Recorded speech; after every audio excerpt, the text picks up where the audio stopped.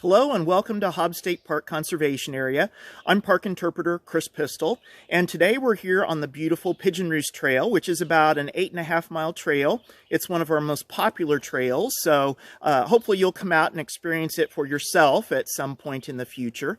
But you may be wondering, why is this named Pigeon Roost Trail? Seems kind of an odd name, maybe. And you're probably thinking of a pigeon like you would see, maybe if you're in a city or a town, but it actually wasn't for that bird at all. And I want you to do this with me. I want you to stop just for a second and maybe turn up the volume and listen to the sounds around us here in the forest.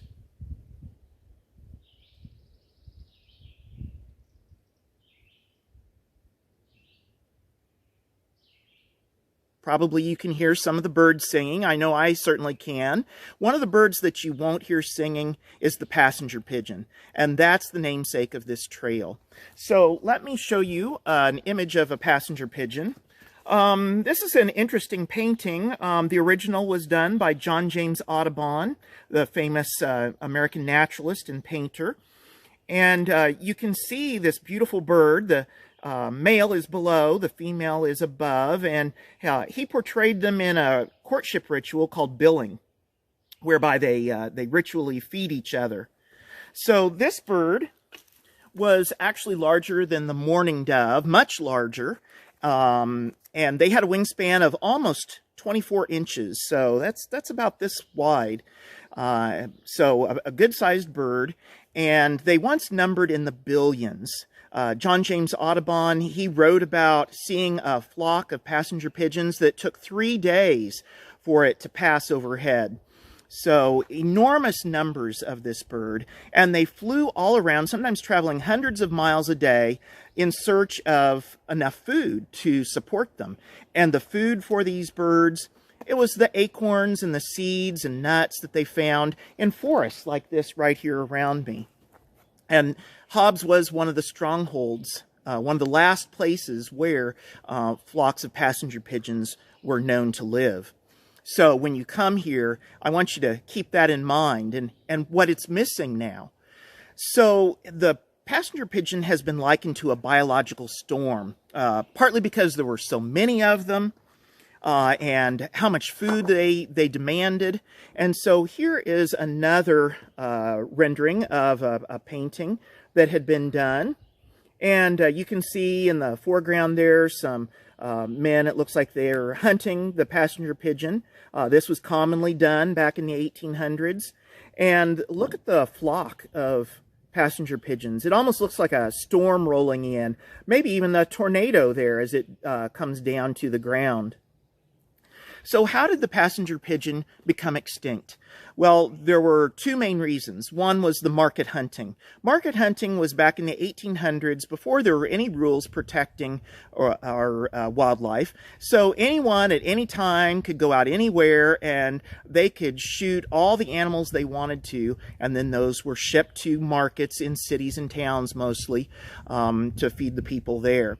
So that was done with the passenger pigeon a lot.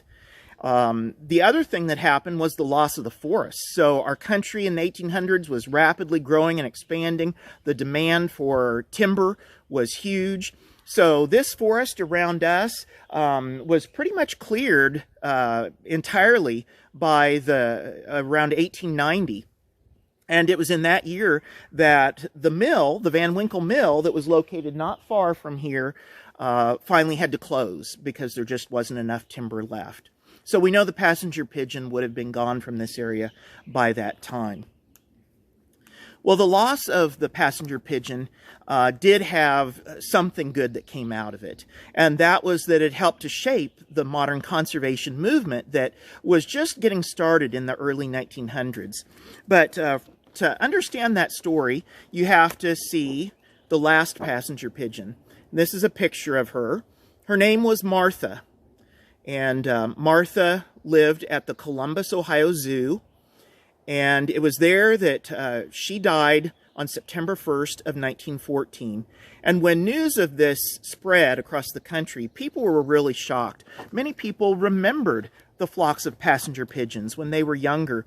Probably they had eaten passenger pigeon. And of course, at that time, people thought it could never go away, that they would always be around because there were so many.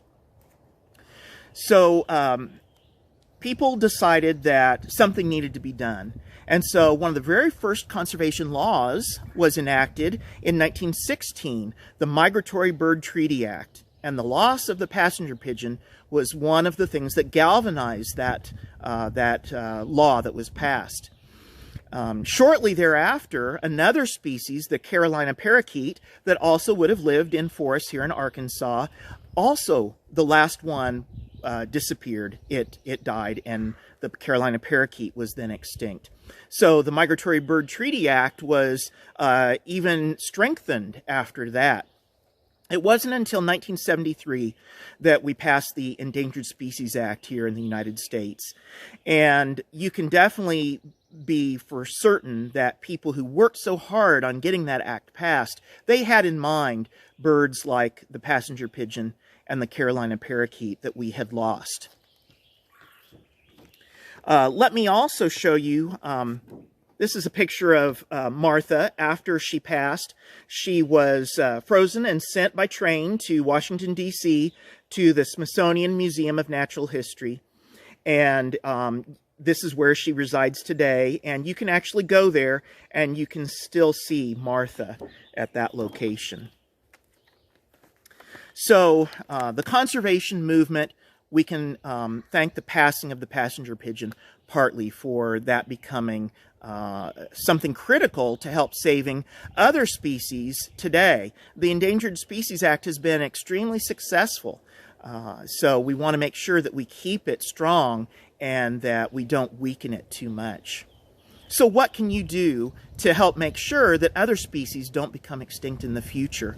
Well, we have actually that we'll make available a pledge form. So you can download this. You'll take this pledge, and it includes things like reducing your carbon footprint. You know, saving energy is a good thing that helps.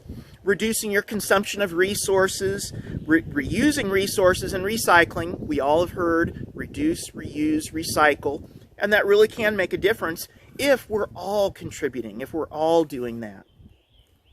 Protecting natural habitat, even if it's just your yard, you can plant native plant species, and those will make a big difference for pollinators and for birds and many other species as well that need that help.